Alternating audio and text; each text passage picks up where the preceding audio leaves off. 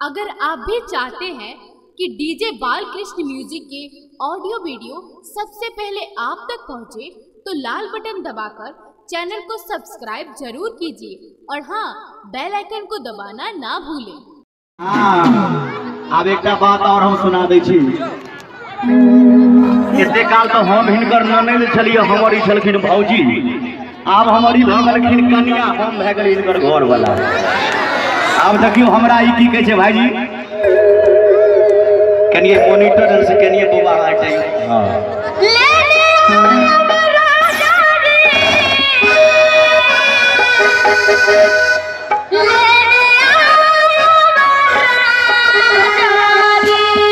अच्छा कथी लेने आवे बता दी कि हमरा सनिया मिर्जा वाला रखनिया आले ने आया बसैया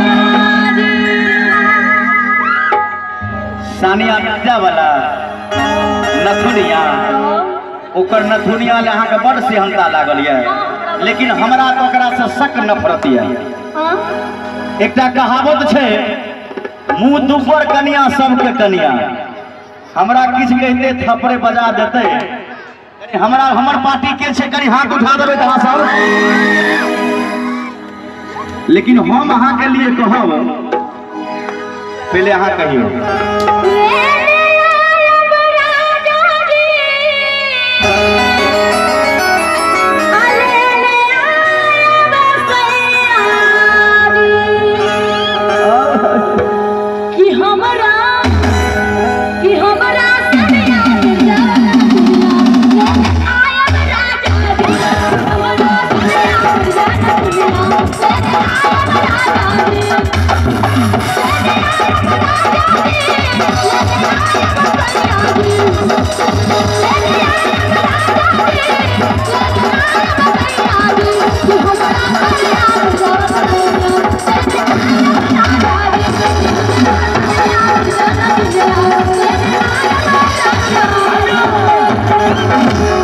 लेकिन हम नहीं आनो। तब के हम पूछियो न से किया भाईजी। सानिया मिर्जा अपना इंडिया के ने छथिन यो। एकटा कहावत छै जे कोन खराबी सचिन तेंदुलकर धोनी सन कप्तान में। अच्छा कोन खराबी सचिन तेंदुलकर धोनी सन कप्तान में, सल्लू मियां शाहरुख खान इरफान पठान में की जवानी जोश छले ई हरपुर के नौजवान में जे जाके शादी कलके सानिया मिर्जा पाकिस्तान में। एक बार जोरदार ताली होबाक चाहिए भैया जी। जे लेने आयब रानी जी, लेने आयब रानी, लेने आयब रानी जी, लेने आयब रानी जी, लेने आयब रानी जी, लेने आयब रानी जी। हम सहरपुर के मेला में से नथुनिया लायब रानी जी, हम नथुनिया लायब रानी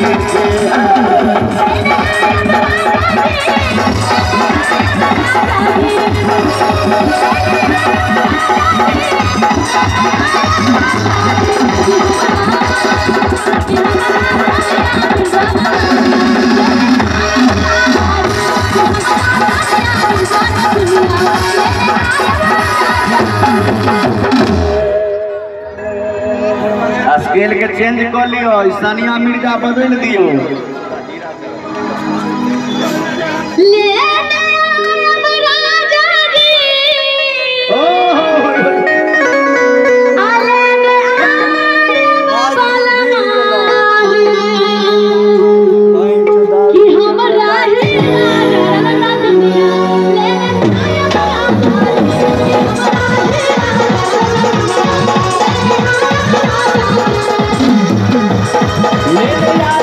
रानी